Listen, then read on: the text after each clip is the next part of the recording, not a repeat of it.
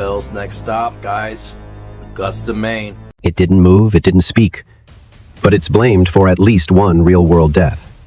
Locked behind glass, surrounded by prayers, and yet, something got out. A man mocked it, tapped on the case, said ghosts don't scare him. 3 days later, he was gone. You've seen the Hollywood version, but the real Annabelle, no jump scares.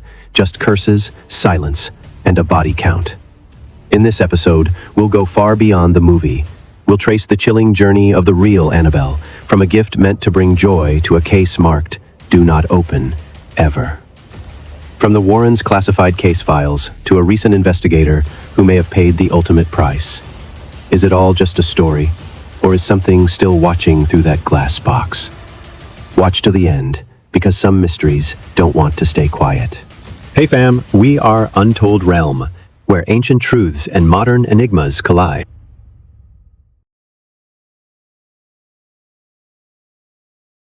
Chapter 1. The First Possession.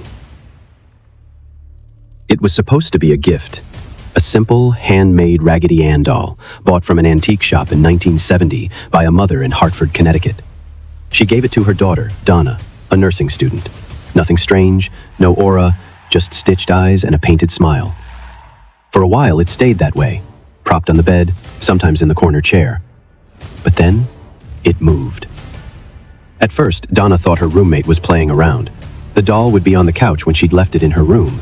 Once, its arms were crossed, when no one had touched it. Then came the notes, handwritten scraps of paper appearing around the apartment. Childlike scrawl, messages like, "Help us, help Lou."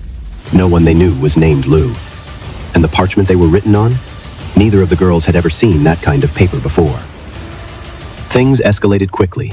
Drops of blood appeared on the doll's hands one morning. Not paint, not rust, blood. That was the moment they called for help. But what entered their apartment might have already been invited. Chapter 2. The Medium's Warning. Desperate, Donna and her roommate reached out to a psychic medium, hoping for comfort. What they got was a warning. The medium sat across from the doll, eyes closed, fingers trembling slightly. And then she spoke.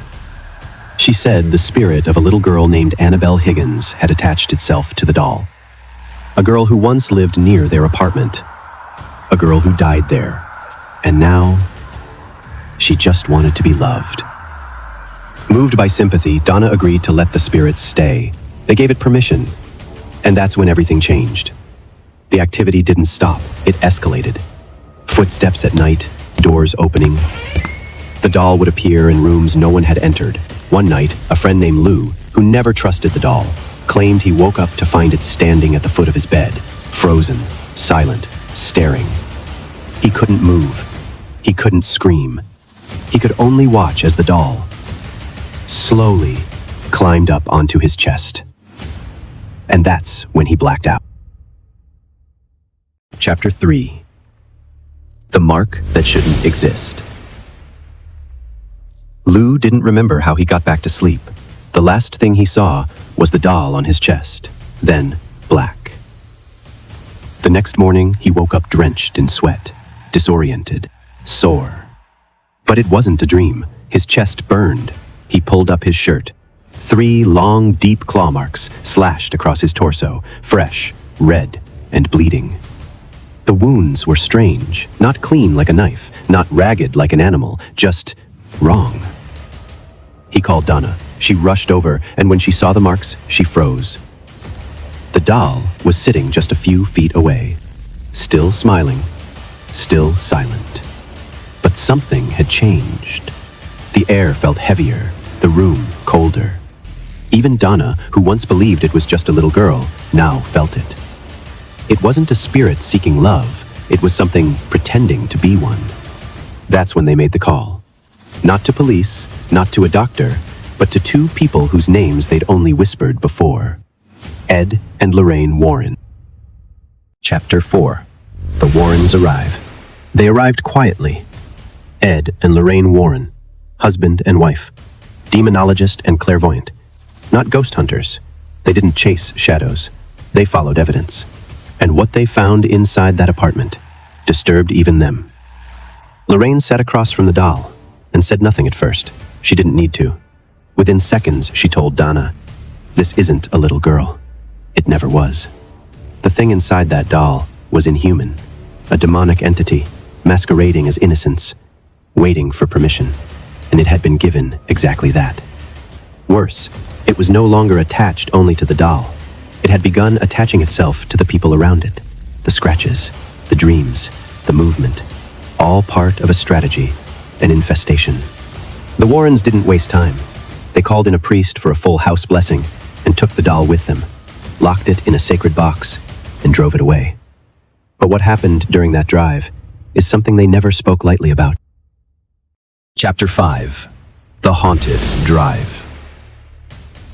Ed held the steering wheel tight, not from traffic, but because something was wrong. The doll sat in the back seat, locked in its case, seatbelt buckled, yet the air inside the car felt heavy. They had barely driven a mile when the brakes failed.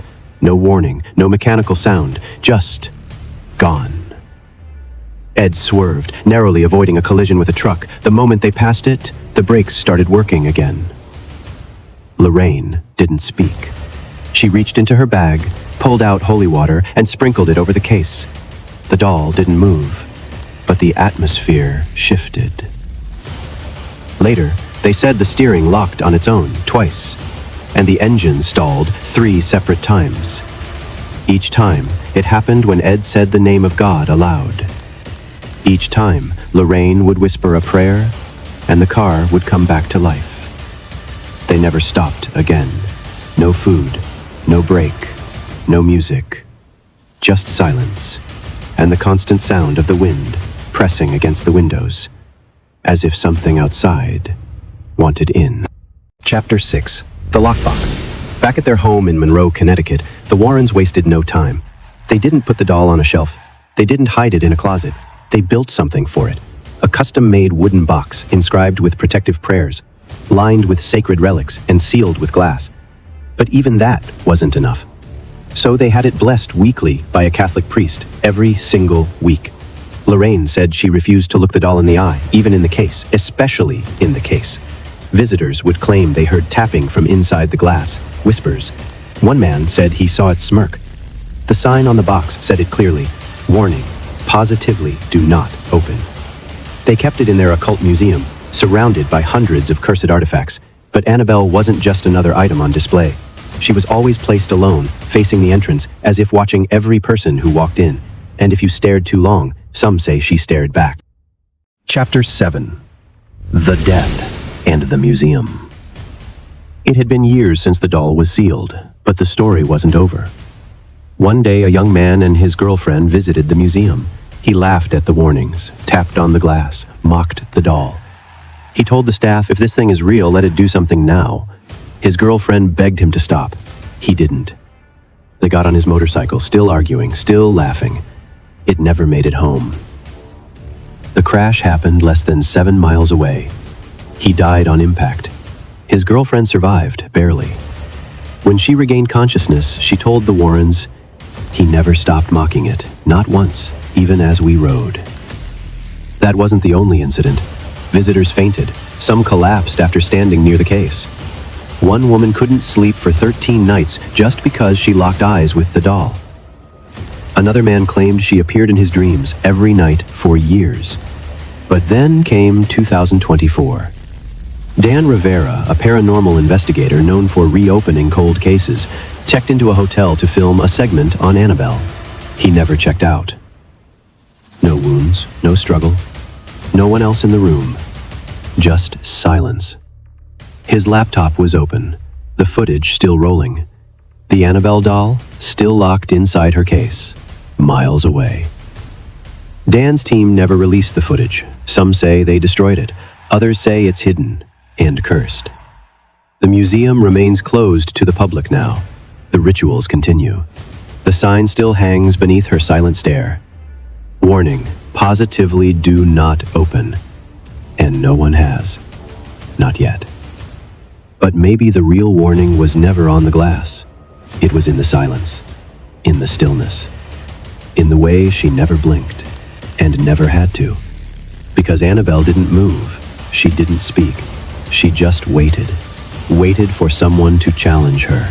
Waited for someone to laugh. And someone always does.